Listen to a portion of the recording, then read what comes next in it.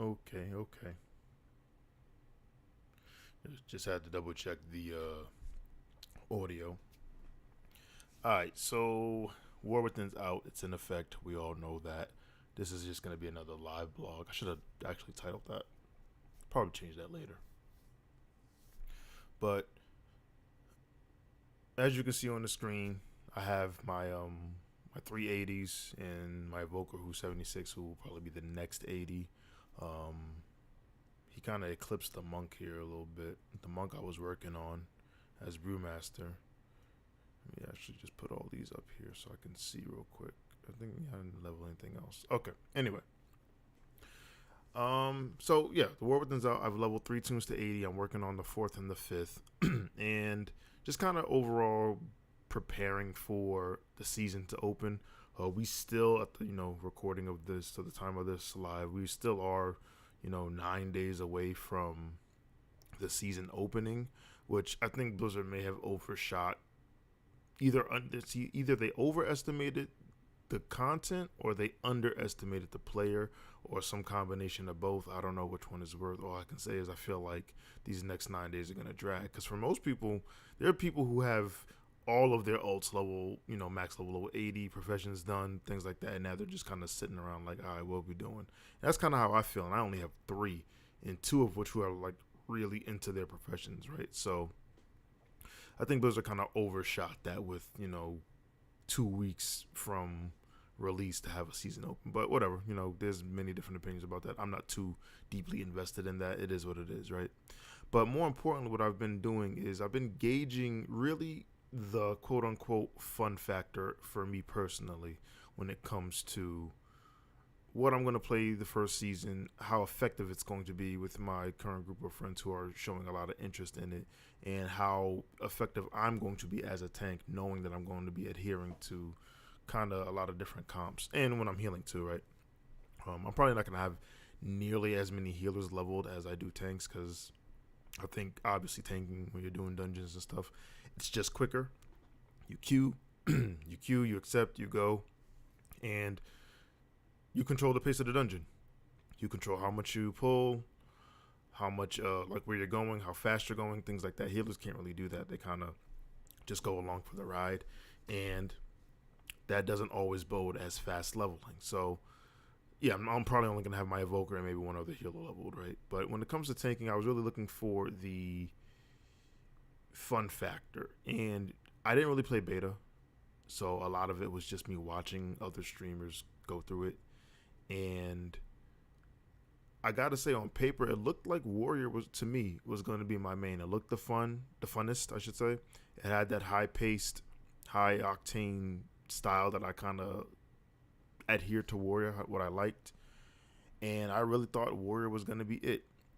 And I thought Demon Hunter would kind of be a close second, and kind of the roles have reversed, whereas Demon Hunter has become my number one, preseason pick, with Warrior kind of hanging on in the sidelines here. I'm actually going to log into the Demon Hunter so you guys just don't stare at the loading screen, but Demon Hunter's been kind of the number one pick, and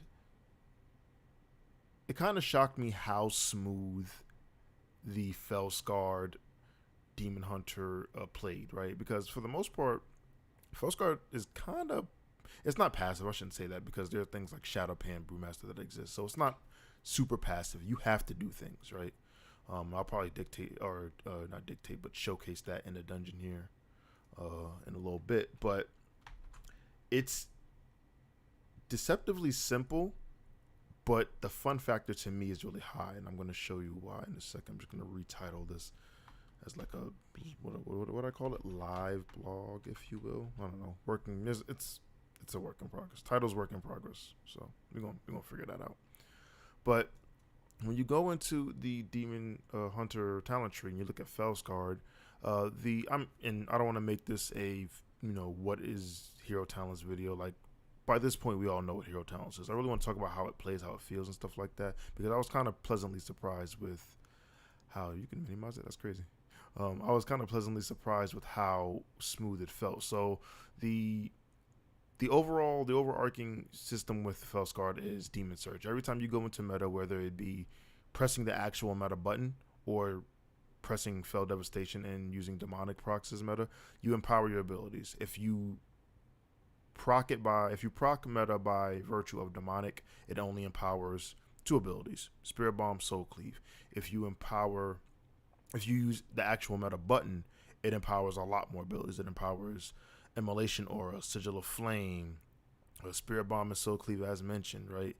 And Fell Devastation. So it does a lot more when you actually press the meta button. And each time, each of these empowered abilities will cause you to erupt and do a lot of Demon Surge damage. That's what Demon Surge is. When you press an empowered ability one time, does a burst of damage, and you keep it moving. It's uncapped AoE too, which is kind of crazy. But you kind of get into this flow of, all right, I know I'm about to do a big pull and to set myself up, get my frailty stacks up, hit Fell Devastation, and now my Spirit Bomb and my Soul Cleave are empowered, meaning when I press those buttons, I'm going to do some Fell energy damage, and it's going to be a lot of numbers going up. And again, it's not the most complex thing in the world. You're just pressing the abilities that you were already going to press, and they just do more damage. Very simple. But it feels very rewarding because you're kind of stuck in this loop of, especially when you proc Demon Surge through Demonic, because Demonic only gives you 6 seconds. When you proc meta, you only have that window to use these empowered abilities. If you're just in your regular normal state, none of the abilities are empowered. So when you proc it through Demonic, you only have that 6-second window to use Spirit Bomb and Soul Cleave, the empowered versions that is, and get the Demon Surge energy off. Same thing with real meta. When you proc real meta, you have what's the duration of Metamorphosis? What is it? 20 seconds? 15 seconds. You have 15 seconds to use all of the abilities I just mentioned. So you have 15 seconds to get like 6-7 GCDs off. And sometimes it takes a little pre-planning. So that's kind of the little nuance that you got to play around with when you're playing Fellscarred. Other than that, it's very simplistic. The one thing that I generally don't like, which made me think I wasn't going to like Fellscarred, is that you're really trading off your strongest defensive, really your only real defensive, for real, for offense, right? You're trading meta usage and meta procs to use for Demon Surge. And that doesn't always feel the best, especially on a tank, right? When you're trading off defense for offense. But again, it's kind of like you kind of have to plan when you're going to do these things, because what it's going to do is either put you in a situation where you use meta and do an ungodly amount of damage, and that damage by virtue is your defense, because if things are dead or things die quickly enough, you really didn't need meta to begin with, right? But on the other side is, if you misuse your cooldown, or you misuse meta, or you misuse Fell Dev, and now those things go away and you're still fighting a really tough opponent or a really tough pack of mobs, in Mythic Plus's case, you kind of just screwed yourself. And now you're out of one of your most powerful defensives. So I think that's kind of like the give and the take, the little nuance for Fellscarred. What works for Demon Hunter is that, especially in Mythic Plus, right? What works for Demon Hunter is that a lot of the damage reduction Demon Hunters do is avoidance, right? It's through Demon Spikes, it's through the parry debuff that Sigil of Flame provides, it's through self-healing. So a lot of that defensive power just comes from your innate abilities anyway. So you can use meta or Fell Dev for offense if you plan things around it correctly. At this point, my Demon Hunter now is 573. I'm not the highest, but I'm not a pushover. I'm not squishy. I can run into any heroic and pretty much stand in every ability. And as long as I use my resources even half effectively, I won't die. So I'm at a point where I'm not really in any danger. But I still want to showcase just how I guess I can't really showcase a feel. That would be kind of wrong. But I'm going to do a dungeon in a second here, and I'll show you just how I like to play. But I think Fellscarred definitely is my the sleeper pick for something that I thought I wouldn't enjoy as much, and I enjoy a lot. I enjoyed more than my first initial pick, which was Warrior. Warrior was definitely the front runner tank for what I was going to play in Season 1. And honestly, my own opinion, I still think it's going to be the meta tank. One thing Warrior has going for it that just the other tanks don't have is that it just doesn't take damage no matter what happens, especially if you're playing Mountain Thane. You have so much rage generation that your ignore pain is just shaving off loads and loads of damage. This is only going to compound when warriors start getting enough haste levels and they can just keep shield block up at all times. Because shield block is basically, for lack of a better term, physical damage immunity. You're just blocking so much that you're not really taking any physical damage. The downside is that warriors don't really do any self-healing, but it doesn't really matter if you're not taking damage. Who cares that you can't heal yourself if you wasn't taking damage to begin with? So that's the flip. But I still think that is going to slightly give Warrior the edge, and for not for nothing, they still do respectable damage. I don't know if they do more damage than the Felscar Demon Hunter. That might be something that you have to gauge. Like, that might be a pilot thing, right? Whoever's the better player is probably going to make that work. But I know it's definitely a lot of damage that a Warrior can dish out on top of just not taking damage. So Warrior, to me, in my opinion, is definitely going to be the meta, or not definite, but one of the front runners for meta. I think Warrior's there. I think Demon Hunter's there. And I think it might be a tie between Death Knight and Brewmaster. I still have to look at some things. Death Knight is the king of self-sustain still. I just don't know how much that's going to matter going into this new season. Because Brewmaster is still another tank that just doesn't take physical damage, and that's always, or almost always, the top damaging source in Mythic Plus. I'm only speaking about Mythic Plus. I'm not talking about raiding, just Mythic Plus. Like, raids is a different story. Death Knights almost always have an advantage over the other tanks because it can just shave off any type of damage. Physical damage, magic damage, dot damage, bleed. It doesn't matter. Death Strike heals at all. It doesn't really matter. So Death Knight's always going to have that advantage over all of the other tanks. That Death Strike doesn't discriminate to what type of damage it takes. It's always just going to heal it back. Even the Death Strike nerf doesn't really matter too much, to be quite honest. And I know there was a lot of doomers, including myself. I was a doomer on it, like, oh, Blizzard messed Death Strike up. Nope, doesn't even matter. So I think in raids is a different story. But in Mythic Plus, where the majority of your damage intake over the course of a dungeon run is physical damage, you got to look at the tanks who can take the least amount of physical damage. And Warrior's definitely at the top of that list. Monk is right there. Druid and Demon Hunter are right there. So gotta look at it like that. But I was pleasantly surprised with Felscar. I said all that to say that I was pleasantly surprised with Felscar. Looking at Eldrachi, I've only played it a couple times in dungeons. Felscar just does way too much damage to be ignored, especially when I was just spamming dungeons. That's really how I leveled this tune. My Warrior was the first one to level traditionally, meaning I did the campaign on the Warrior, and then once I unlocked adventure mode, all my other tunes just leveled through dungeons. And Felscar just did too much damage to be ignored for dungeon running. Like, Eldrachi Reaver is cool. I like it's like a slower pace. It's more methodical. You have to think about your choices. I probably should create a weak aura to track the Reaver's glaive, because without that, like, I was really messing up my throw glaive times. But I think it gains the benefit of it has more defensive value than Felscar does. And I guess more, no, I would say more, because Felscar's prime defensive value is the fact that it does so much damage. Damage that can be siphoned back into, like, Charred Warblades, where you're healing for 4% of your fire damage, or you're just generating so much souls that you're healing back a lot of the damage, and that's always great, right? That's always great. But I think the raw defensive power that Eldrachi gives might be better for higher keys. So we'll see about that. But I'm gonna do a dungeon. I probably won't talk through it too much, just so you can see kind of like how I do regular pulls, stuff like that. And I'm by no means a super expert Vengeance Demon Hunter player, but I think I've played it enough now to kind of get the gist of it. So I'll do a dungeon real quick. Hopefully I don't get some nonsense.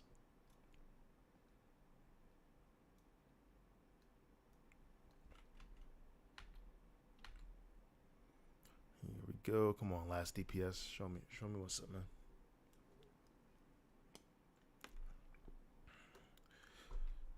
So now that I've talked about Warrior and Demon Hunter, I want to go visit the other tanks. So I haven't leveled my Druid yet. I haven't even touched the Druid yet. Druid, to me, it was something that I did, definitely. I did it for a little bit in Season 2. Played a lot of it season 3. Played a fair amount of it season 4 in Dragonflight, and it was always cool. Druid was always the tank that I could just log on. Didn't it didn't take too much thought process to play. Like I could just pick it up, go in, thrash, swipe my way to life and victory, and I didn't have to think about it too much. I didn't think about, oh man, I need to balance my resources. Nope, I had enough. Hold on one second, zoom in this a little bit. So Druid was always like my turn off my brain character play. Like I like to Druid for that reason.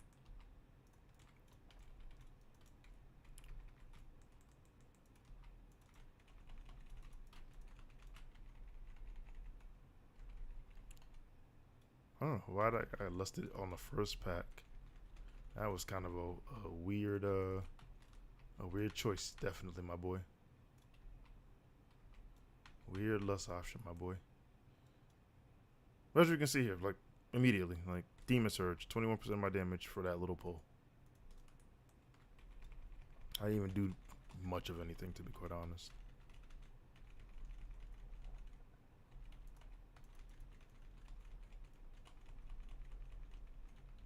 I've been in this dungeon a couple of times, and a lot of times these mobs, the first one that I fight, bug out, and it really annoys me. But it looks like we're in the clear here.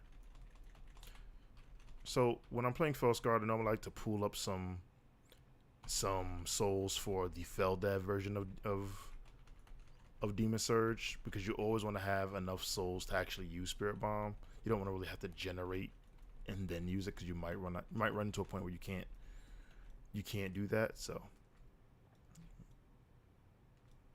oh, we got to fly here. Yeah, I'm like, I always forget that you got to fly on after the first one.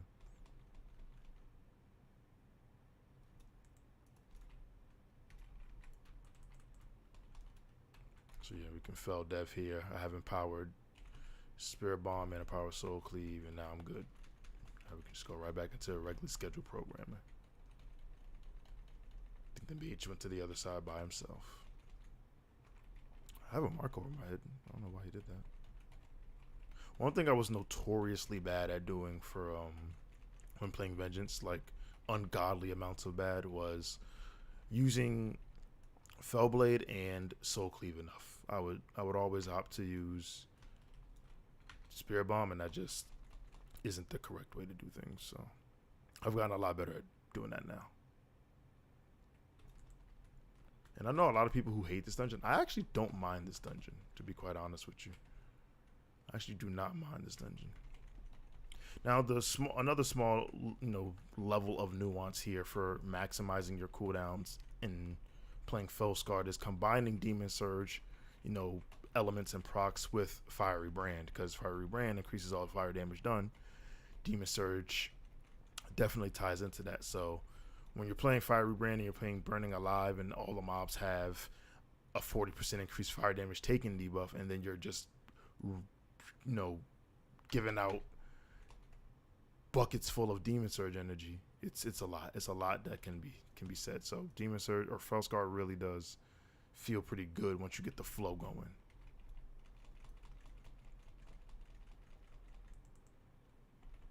Let's get some frailty stacks up here. Let's get a little Demon Surge action.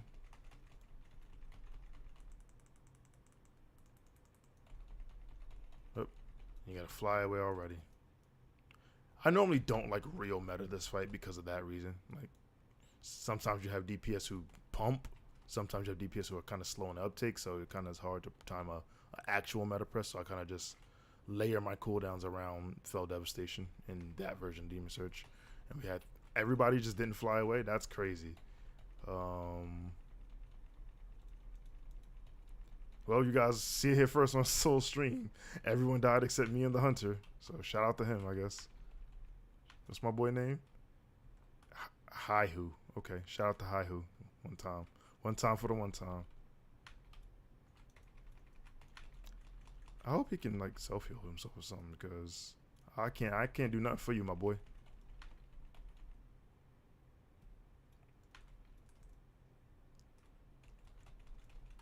Oh, let me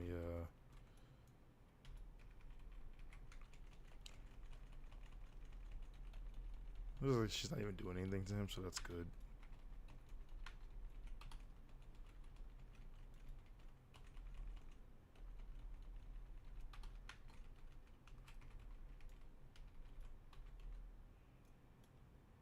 Time to fly away.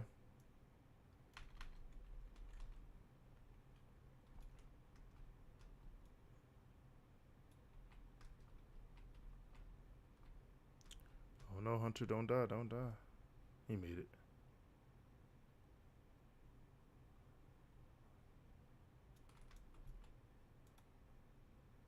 Alrighty, got a belt out of the situation.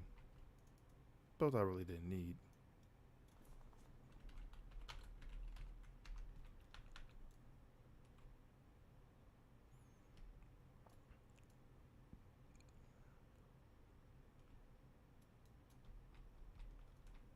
You know, one thing I really am bad at too, the fucking ping system. There we go. Let's see, where are my friends at? Once they get here, we can pull this boss. Oh, where'd they go? Come on. Come on, friends. It ain't that hard. Come back. Come back. He's trying his best. There we go. Where's the Death Knight at? Death Knight is trying his best too. There we go. We beat it. Alright, we did it. Let's jump over here. He did his best.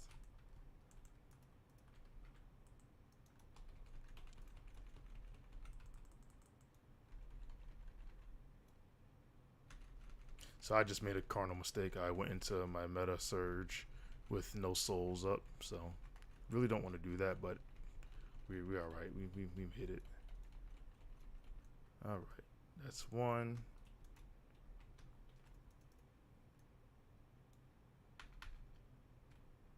Then we fly over here.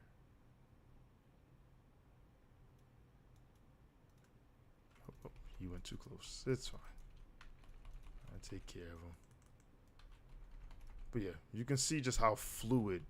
I don't know if you can see, but I hope you can see just how fluid Demon Felskar feels. Eldrazi doesn't have that same feel. It's a little bit more methodical, got to plan it out. But even with Eldrazi, I feel like when you're playing it correctly, or at least when I felt like this when I started playing correctly, the payoff still felt good. It still felt good to use the ability procs properly and like see a whole bunch of damage go up and stuff like that. To me, I mean, I guess because it's just heroics, you don't really feel the defensive power of Eldrazi. We need to fight one more.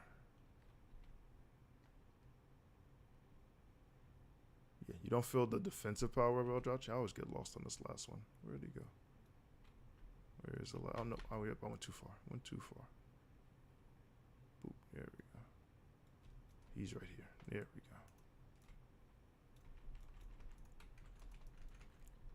But yeah, you don't feel the defensive power of Eldrazi to me, but that probably just is because the content's really easy. So it's like you can't really feel in danger if you're just never in danger.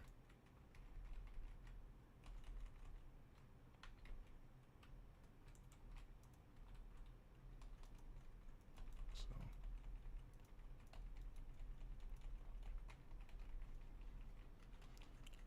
but I know people who hate this dungeon. I like this dungeon. I think it's, even though I didn't really have a problem with the other one, not code offensive, like the other dragon flying dungeon or skywriting dungeon, I think this one is a step above Nakud. Nakud was literally just go to point A to point B. It didn't really, like, it could have just been regular mount, so you could have just took like a in-game and PC mount type thing and it would have been the same. You didn't have to use or incorporate dragon riding, but this one actually feel like it kind of matters.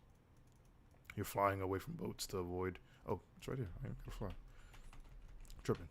Big tripping. Alright, we fight right here then. Frontals. Get out of that.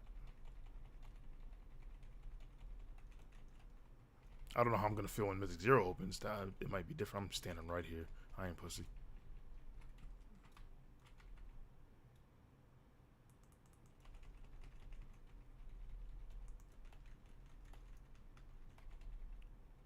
Oh, camera's a little messed up, but now you can see on my action bar all of the abilities are empowered. I use real meta, so Sigil of Flame turns to Sigil of Doom, and Immolation Order turns to Consuming Fire. My bad. So yeah, you saw that if you did, or you can just catch it on the watch back. And now we go back to the ship, which is up here.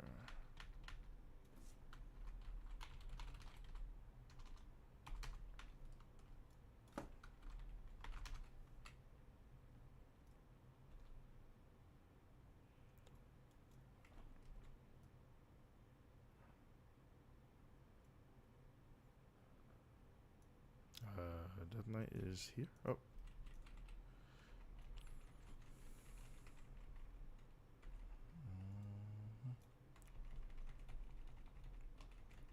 But before I was talking about the other things, yeah, Druid I haven't really touched yet. I watched a lot of videos on it. Like, it just didn't seem interesting to me. I was really trying to decide my choice initially on Fun Factor. That's really why I didn't play the beta, even though I had access to it.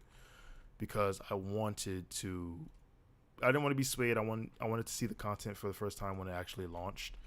And I just wanted to get a feel of things on my own. And, I think it worked out. That decision worked out well because on paper, I really liked. Oh boy, he's gonna run the wrong way with that. On paper, I really liked Warrior, and it turns out that Warrior to me didn't really feel the best. So I like the fact that I waited and I didn't do typical Soul shit.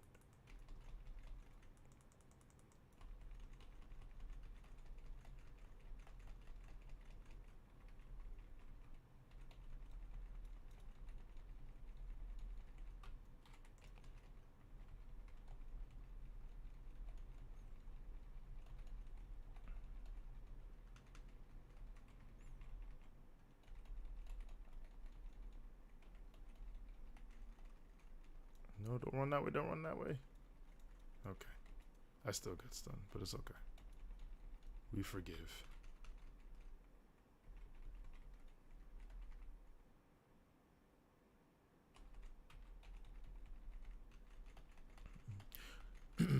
When it comes to Monk, or not Monk, I spoke a little bit about Monk already. I'll talk about that later. When it comes to Death Knight was another one that looked really good on paper. Really, not really good, but really fun on paper.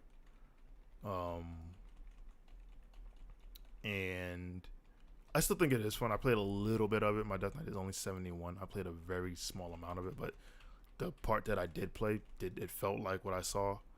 I just didn't want to dive too deep into Death Knight because that was kind of, for lack of a better term, my main during Season 4.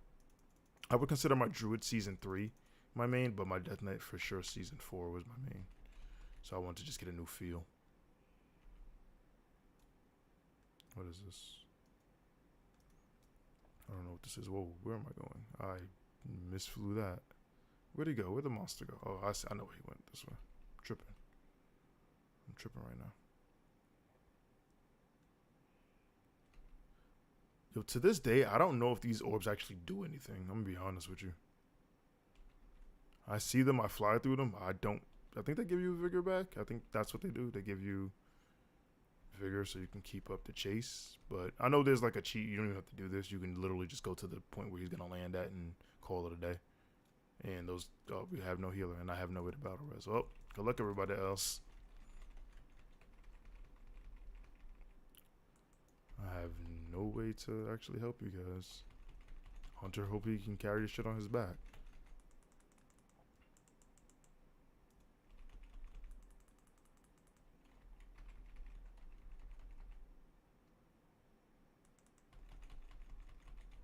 A mage is here, I guess. He's actually kind of doing something.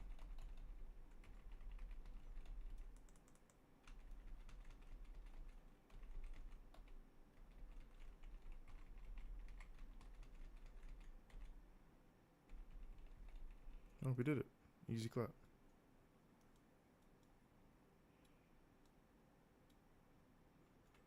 Easy clap. Did I get added to a chat or something? What the hell is this? What's happening? Let me see.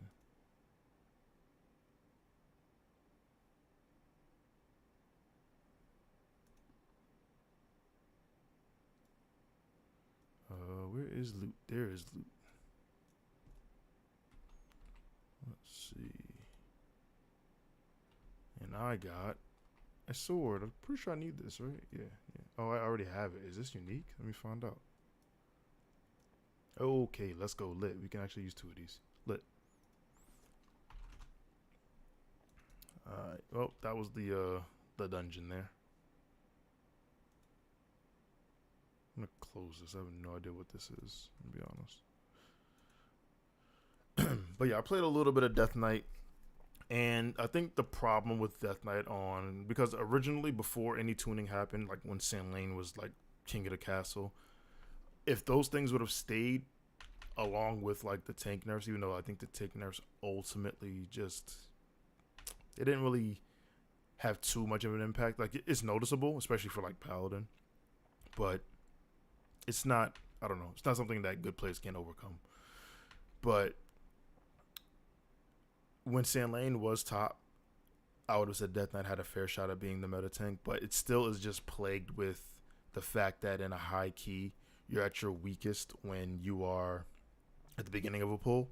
You have to generate the resource, and there's some things that have changed that. Like, there's a lot of like they changed Bone Storm. They've changed. You can still generate Bone Shield stacks from range with Death's Caress and stuff like that. And like I said, when Sam Lane was king, Death Knight probably would have had a fair shot at the meta tank, and I think that's just because it still is the highest self-sustained tank. It did a lot of damage. It still does a lot of damage, so that's always good. I think one thing was holding it back was its utility, and I think it still does hold it back. I know it was a big talking point for Max on one of his streams. He even asked the developers about raid buffs and stuff like that, and considering Death Grip a buff. I personally don't subscribe to that theory. I think grips and stuff are useful and are impactful, but not wholesale, right?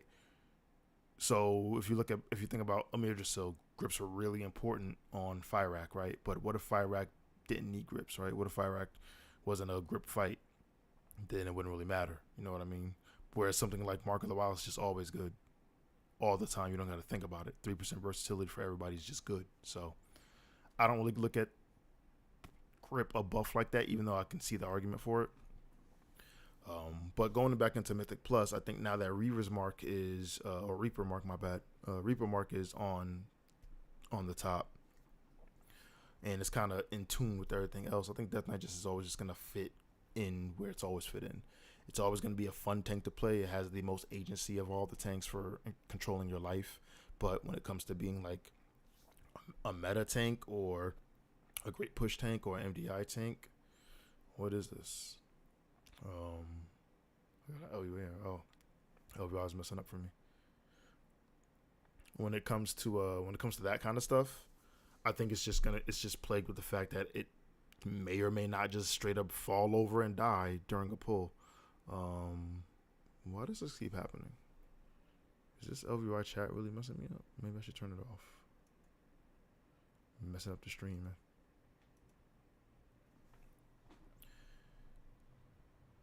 So I do think that. I think that's what's going to hold Death Knight back, is that it's still great, still fun to play. It's just still plagued by that weakness. And to be fair, it's a weakness that needs to be in the game. If they ever remove that, they would have to just kind of change how Death Knight works wholesale. And I don't want that. So that weakness needs to be there, because if Death Knights were just as strong as they were on pull as they are in a fight, then they would just be the best tank. So there you have that. But let me land somewhere safe, and let me make a phone call real quick, and we can continue our tank talk stuff. Also, while I fix this LVI thing, where is safe? Where is somewhere safe where I won't die? Let me see.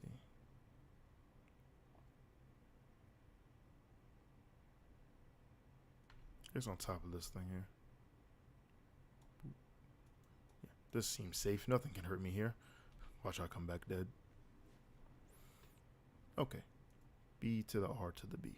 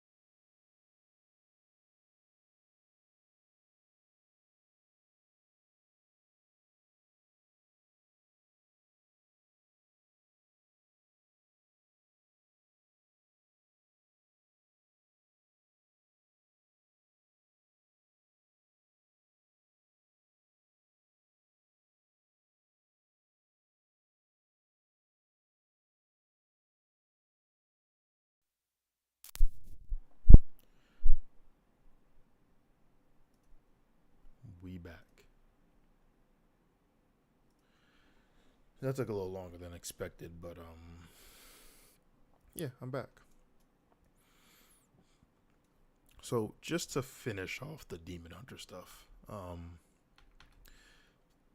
for me personally, Felscar Demon Hunter is looking to be my number one pick for starting the season off.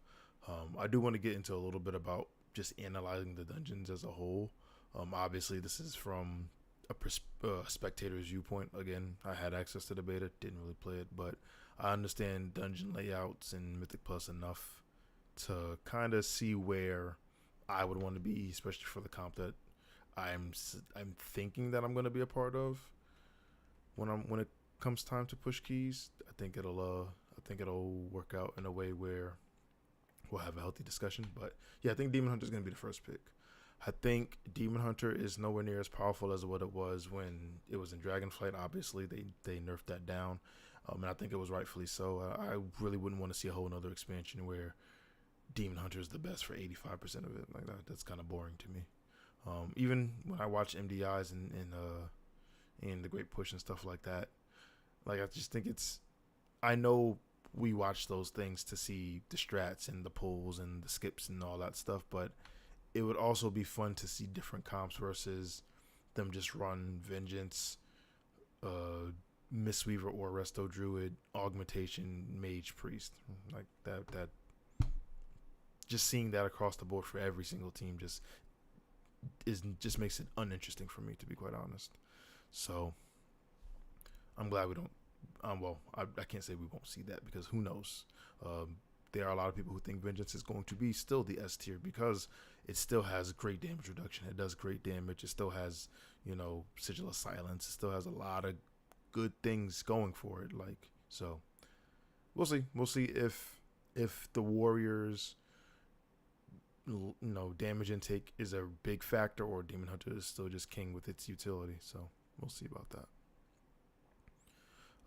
Moving on to let's change gears a little bit. I'm gonna log off and switch to what I think will be my own personal sleeper pick for doing keys. I don't know if I'm gonna pug with this one on keys or if I'm gonna try to incorporate it in when I'm running keys with friends. But in my personal opinion, I think the prop paladin, for as much as much of a weaker tank as it is comparatively, in my opinion, to Demon Hunter and Warrior and Brewmaster, I think it gets the sleeper pick strictly because now that Blizzard has put interrupts to the forefront and AoE stops and things to the background, Paladin still can stop casters and lock down casters really effectively. That much hasn't changed about Paladin.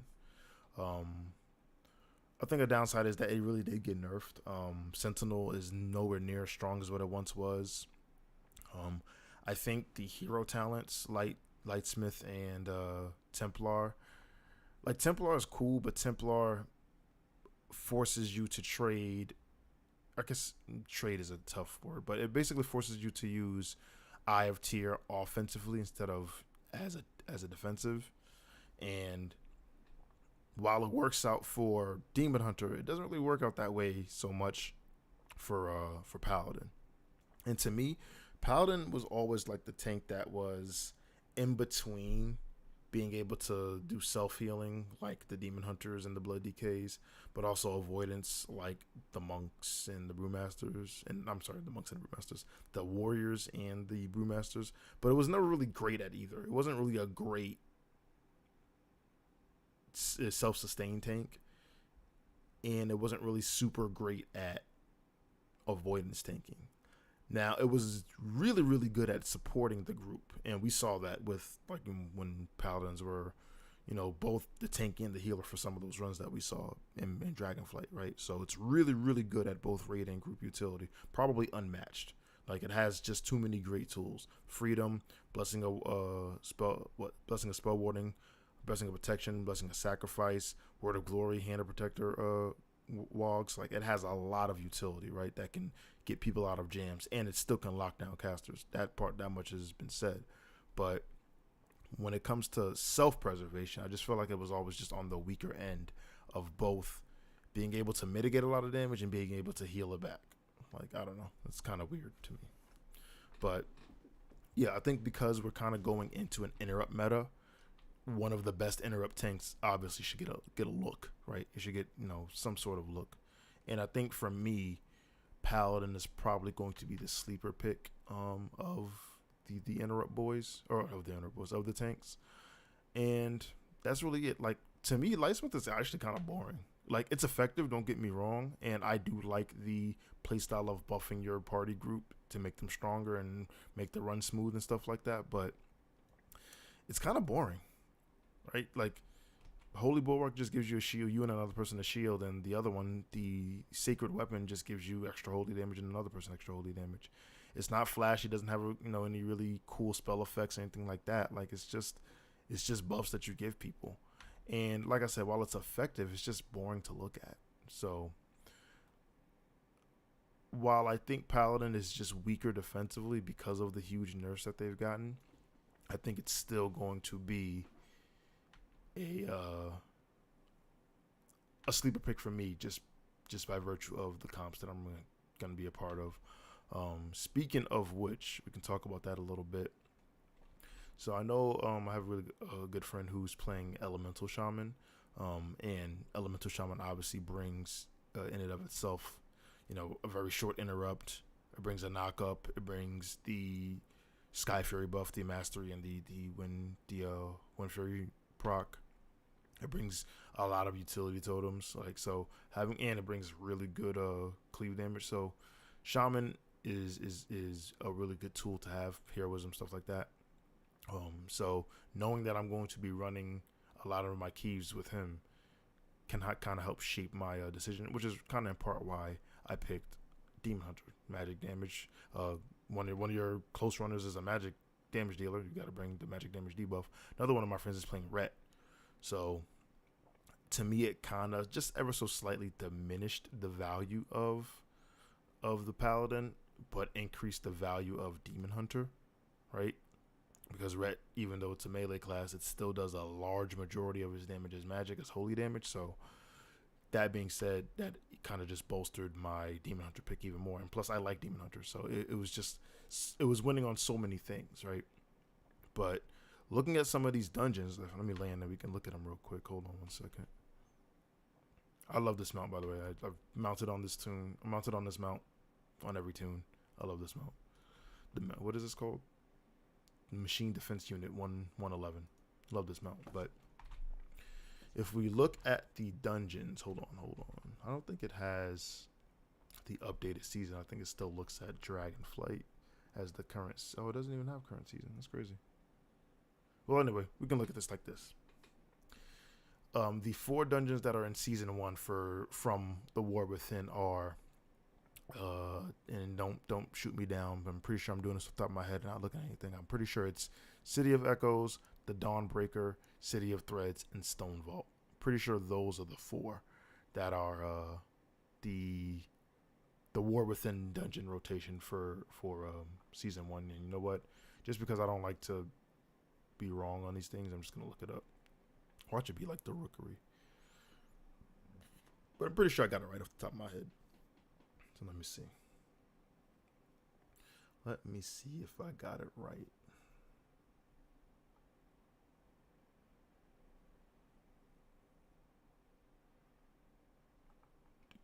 Wow, how take me to victory.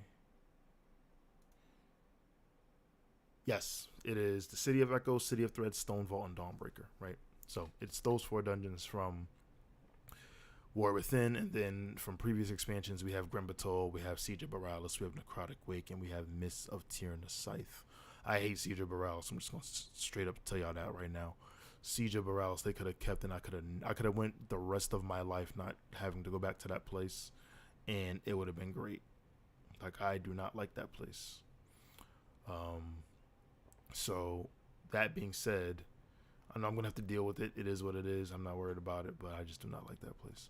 But looking at the dungeons just from the War Within, a lot of these dungeons just have really important interrupts, especially both in the Rubian dungeons and the Stone Vault. The Dawnbreaker doesn't really have too many like high stakes interrupts. Like the The little area in the where the second boss is at, where he's patrolling around, those mobs kind of have pretty high stakes interrupts. But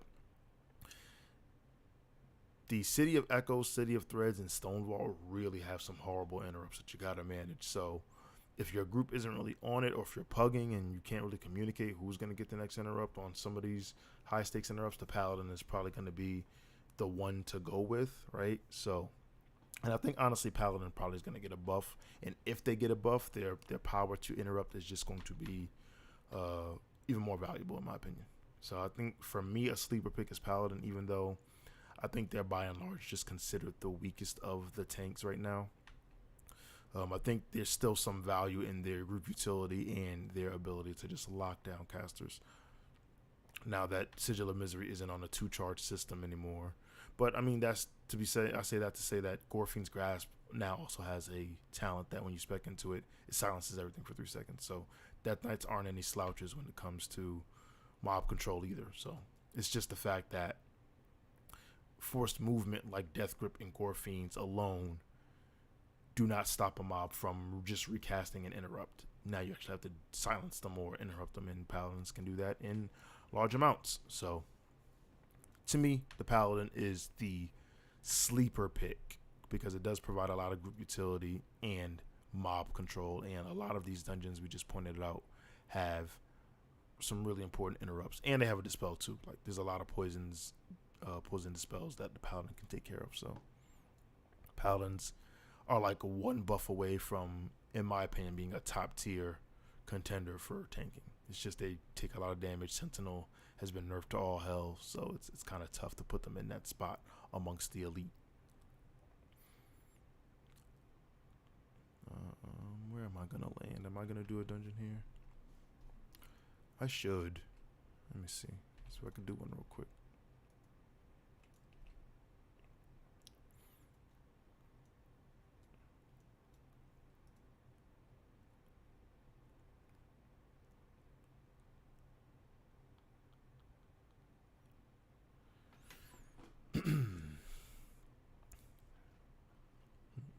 And we got the Arakara City of Levers.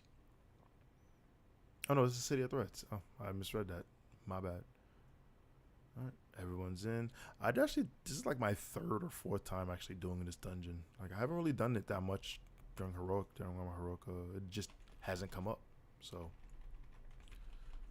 like, but I actually don't mind it. It reminds me of Court of Stars, right? Like it has that big, non-combative section where you're just trying to follow the mobs and kill the ghosts and shit like that. Like I know I'm explaining that wrong, but it just has that big section where you're looking for something. You're not actually in combat. So it was kind of interesting to see that brought back again.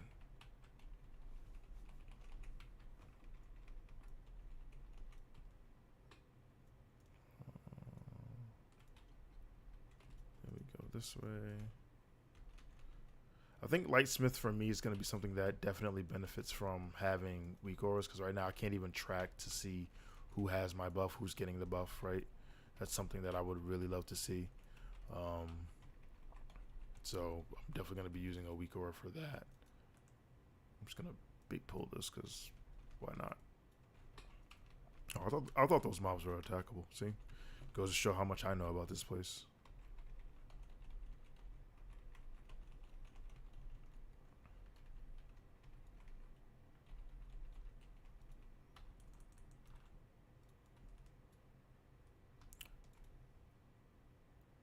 Oh, a rogue priest. A rogue priest or engineering person has to talk to this thing. We have a priest. Priest needs to talk. Whatever, he's not going to do it. I'll just go over here and do it myself. It's all good. But when you talk to that pedestal, you get a buff. That's basically what that is. Much like Quarters. Oh, that wasn't Quarter Stars that did that. Which one was that? I feel like, no, it was Quarter Stars where you ran around that area when you spawned the mini bosses, and depending on your profession gave you a buff. That was Quarter Stars. Yeah.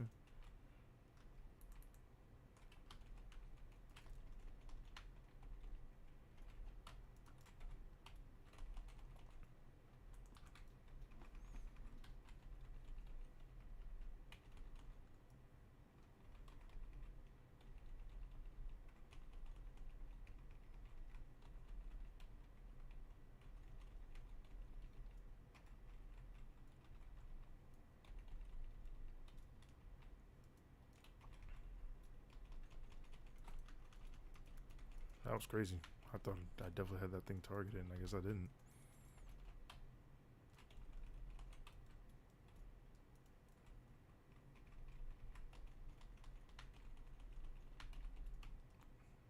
All right, we go over here and we find.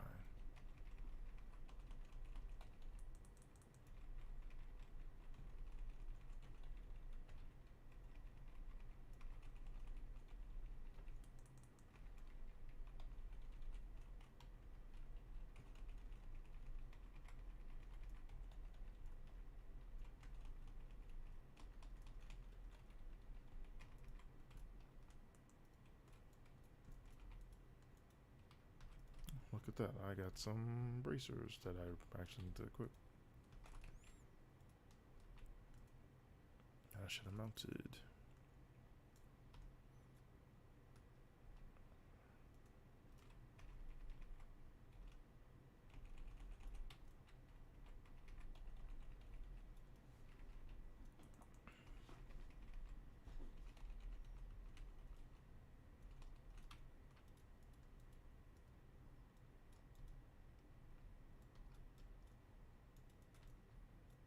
He just, I thought you had to talk to him to get the pheromones.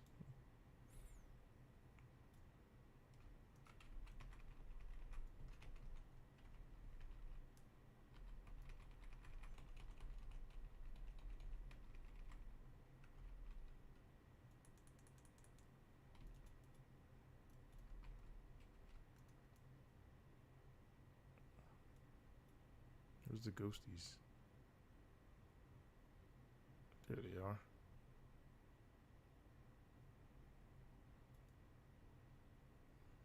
Ghosties.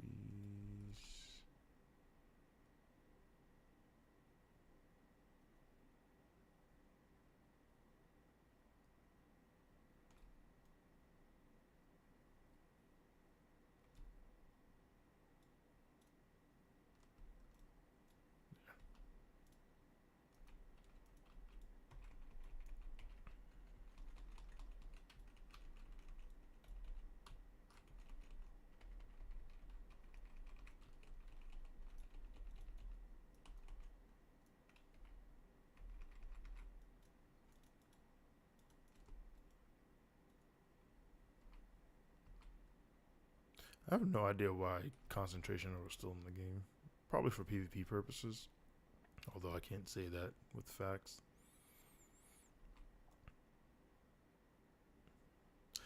It also kind of blows my mind that Paladin, the original buff class, doesn't have any party buffs. I guess Devo Aura is a buff and has a lot of support buffs, but like an actual buff, like that's kind of crazy. The original buff class has no buffs.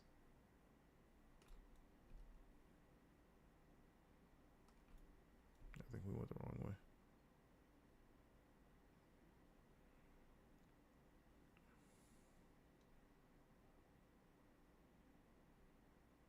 Ah, shit. That's crazy.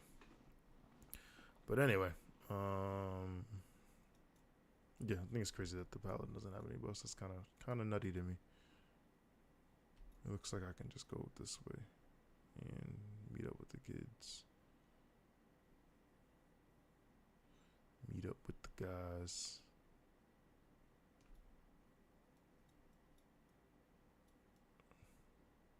Oh, maybe they didn't find him. Interesting. Is he in here?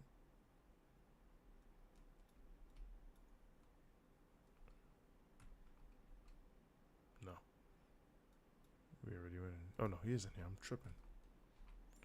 Only on stream when I'd make these mistakes.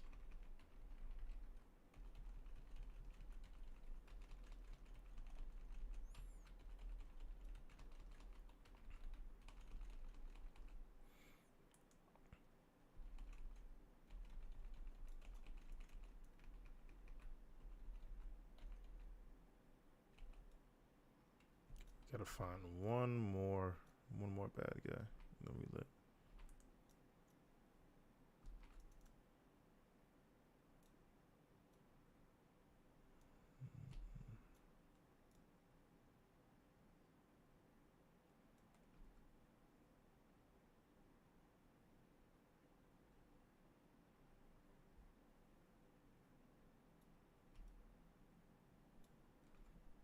think it's this way. Pale priest. Okay, everyone is splitting up, but I guess no, never mind. They're going this way. Somebody got caught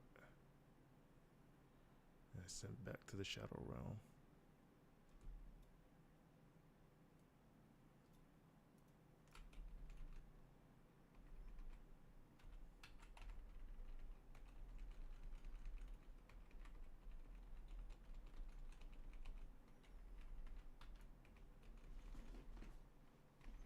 I imagine this dungeon's probably gonna brick a few keys in the first couple of weeks until people get the pathing down well.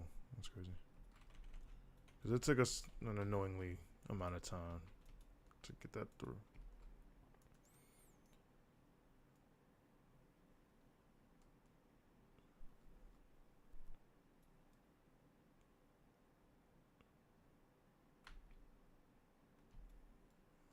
I don't know if I can squeeze through that. Had to dip around that.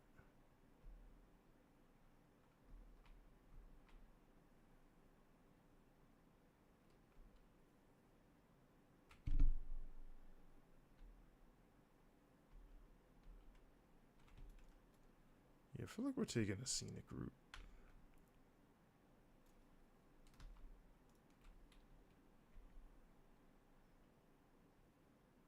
There he is. This fight here, I think, has the potential to be fun. We'll see how it plays out in Mythic Plus, because I still haven't even seen, like, it died so fast. I haven't seen enough of the mechanics to really feel that way. I've seen a few, and maybe that's all. Maybe I have seen enough, but from what I've seen, just coordinating attacks and stuff like that looks to be fun.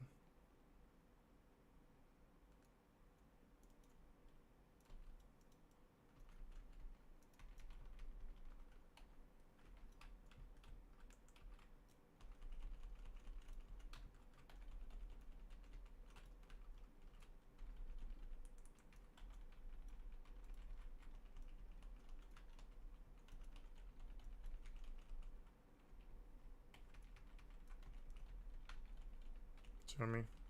We've seen what, two abilities, the line and then the big circle. So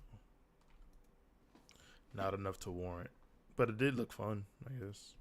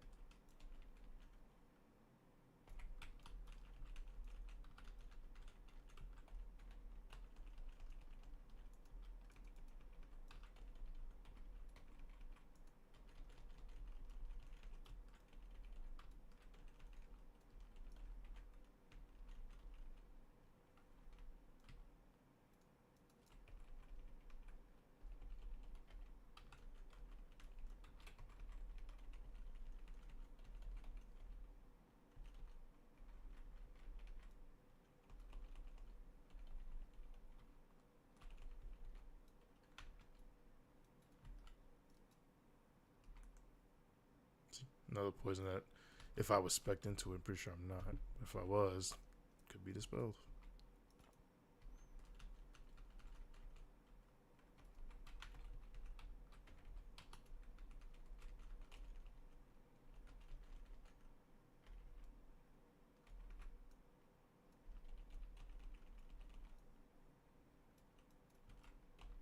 One thing I'm notoriously bad at doing on a paladin is using Hammer of Wrath to execute. Like, I'm really bad at that. I really have to figure a way to make that button more noticeable or usable or something. But I'm really bad at using that button. Even on my warrior, just execute. But I'm really good at using Soul Reaper, which is kind of crazy. Like, I look for Soul Reaper procs, but when it comes to execute and Hammer of Wrath, I'm just like not on my brain. I don't know.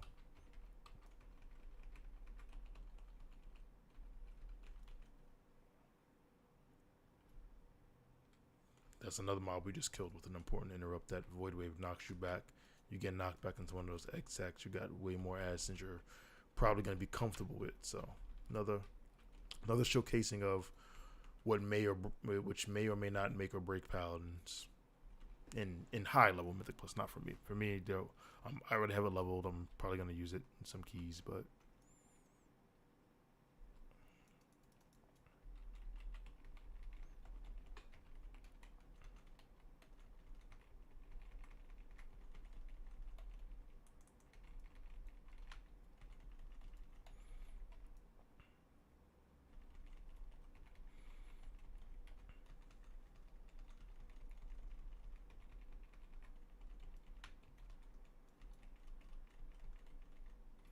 You're supposed to absorb these, like run into them,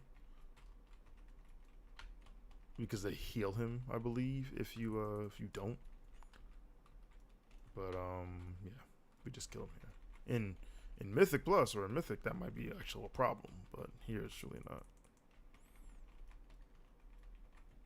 Especially on like when I almost said tyrannical weeks, but when you're actually facing that tyrannical affix, that could be a problem.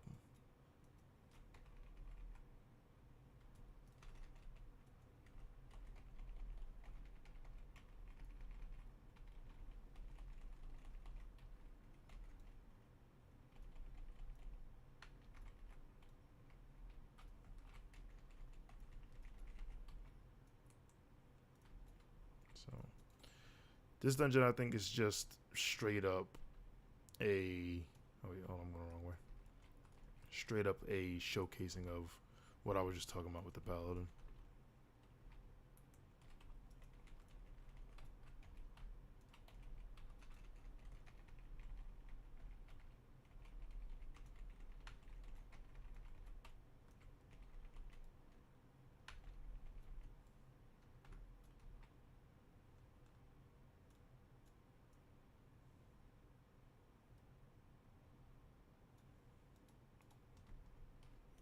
Let's see if I get anything good.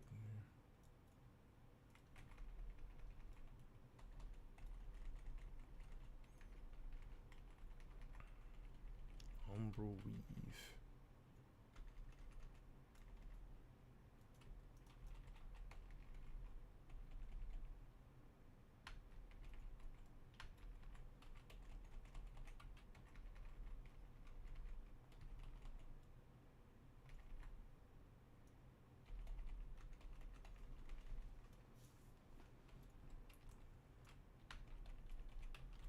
This is another boss where I just kind of don't know enough about it to be scared of it yet. This could be the worst boss in existence or the best boss, who knows. I definitely feel that way about a lot of the bosses. Like, this boss can either be really good or really bad. I just haven't seen enough. Nor have I seen the mythic mechanics, you know what I mean? So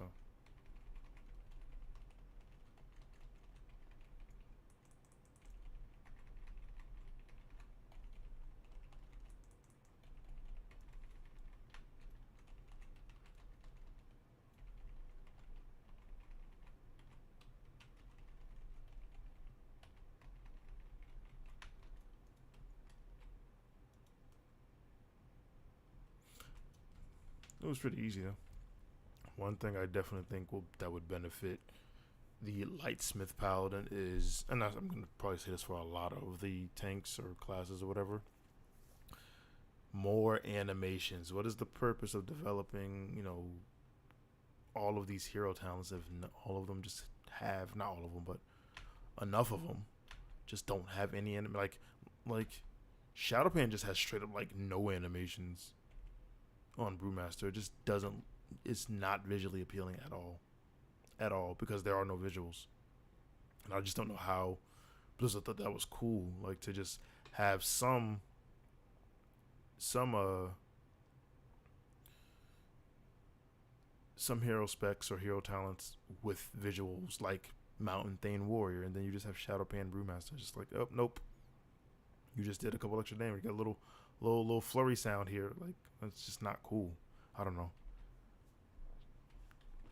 I can't even say if it's an oversight or not because I have no idea. But what I do know is that it hurts. It does hurt, in my opinion.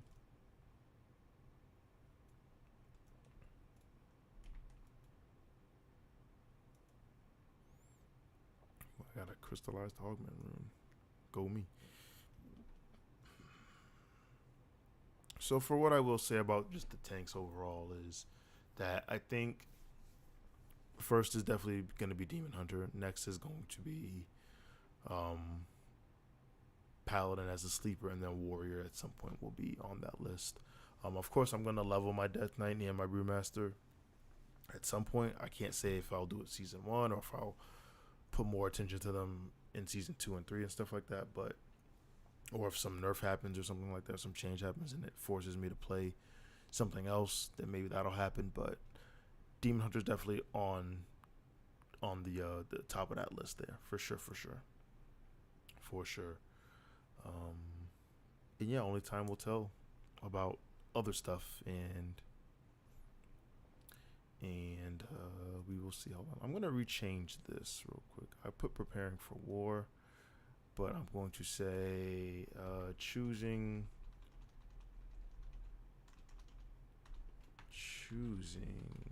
my main, I guess, technically. Choosing my main, we'll call it that. Save. I tried to give it a cool thematic name and it just wasn't working. And I don't even know why that's still in quotations. In. Yeah, we retitled that just to make it make sense for people who may or may not watch this on the watch back.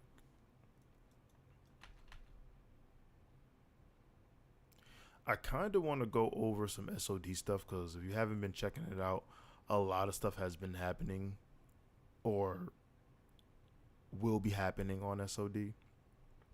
But I think I'm gonna save that for a different video or live because there's a lot to go on that's going on over there, and I don't want to make this like a super long stream and conflate it with all these other different talking points. Let's keep this just to the War Within.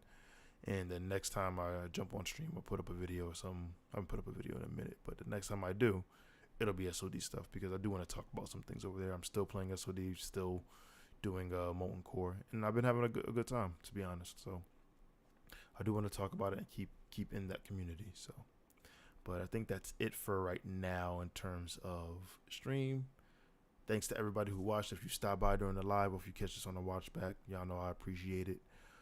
Consider liking and subscribing. We almost to 1K. It's been a long time coming, but we're gonna make it. And that being said, y'all been great. I've been Soul, and I'm out. Peace.